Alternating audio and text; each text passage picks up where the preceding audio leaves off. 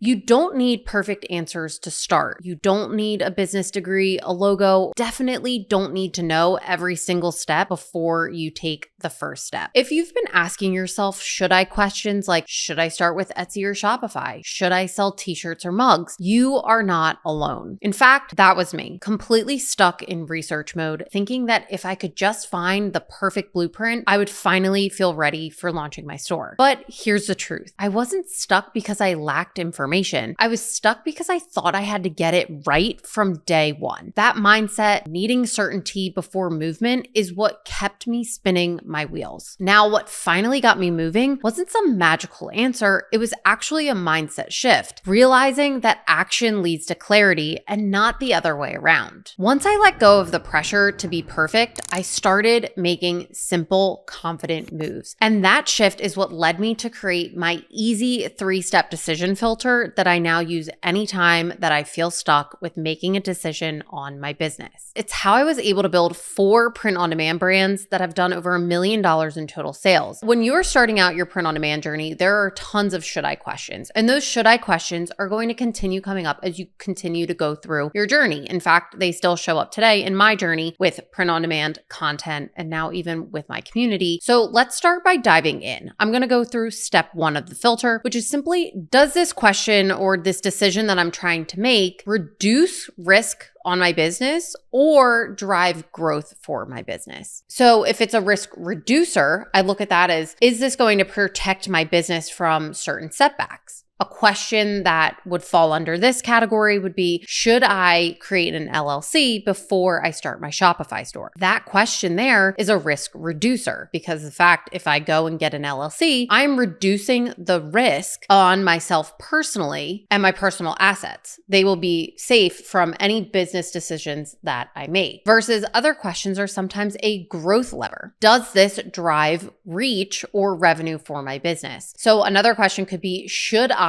run Facebook ads? Or should I start TikTok ads, whatever it may be? We can basically say, will that affect my business by growing traffic or growing revenue? And the answer is yes. If I am paying for paid advertising, I should be increasing the traffic to my site. Therefore, more people should be checking out. And that is how we are able to scale our business. That is what the first step in my decision-making process. If it's not going to either protect or grow the business, do I really need to be making that decision in the first place? So the second part of my 3-step filter is asking myself, is this decision worth it right now? Because a lot of times we will overthink steps farther down the line that maybe we don't need to be thinking of at this moment. And one of the important things of making a decision like this can come down to, let's just say, like the cost or the overhead of running a business. A lot of times when we are starting out, we think we need all the fancy apps and the tools, and we think that's what's going to really drive the growth of the business. So it's important to take a step back during those times and really assess, 1, is this actually going to either reduce the risk or grow the business? We've already gone through that filter. 2, we can then say, is this expense worth it for where I am at? You know, if I currently have no money coming into the business, is getting an app that's $100 a month, does that make sense right now? If the app is amazing and it's promising that you're going to,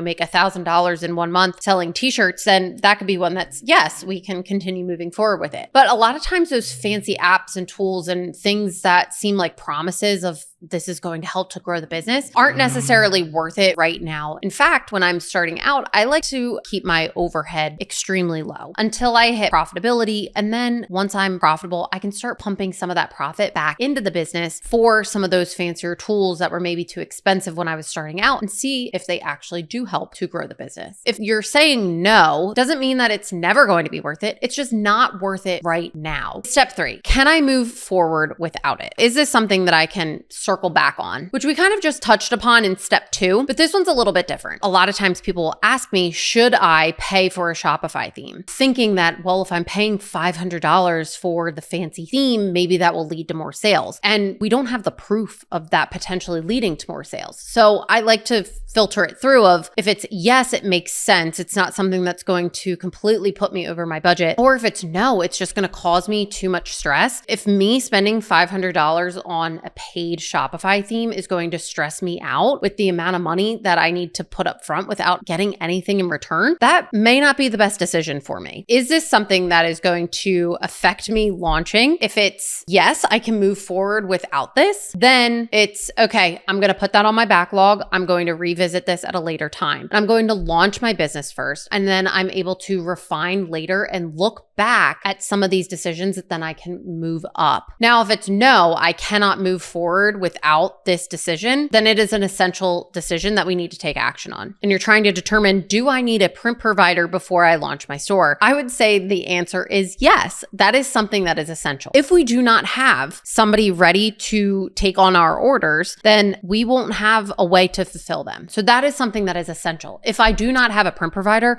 I cannot launch my store. So even at stage number 3, no decision is permanent. So as you can see in the chart, it says, if it's yes, launch first, refine, keep moving, keep making forward progress. And then on the no, it is essential, I need to take action. It's take action and then optimize. It's not like, okay, you're taking action and now you're just going to be stuck with this decision that you make. But it helps to filter out the noise because our minds are always going to be playing tricks and telling us what we should and shouldn't be doing. So it's really important to use this filter and continue to use it as you're making decisions for your business, taking appropriate steps. It's going to give you a lot of clarity making these decisions and moving forward. You're going to find out that you are going to be making hundreds of thousands of decisions in your business. Let's not overthink it. Let's use this filter to help us make quick decisions so that we can continue moving forward and ultimately launch our store. Now, if you really enjoyed going through my easy 3-step filter and you want to use this time and time again, then click the link in the description below and join my free school community. There, you'll also get access to 51 hours of free Shopify print-on-demand course materials, as well as other resources that you can use to continue moving forward with your process. And if you like this content, please like and subscribe to my channel. It would absolutely mean the world to me. Thanks, guys. I'll see you in the next video.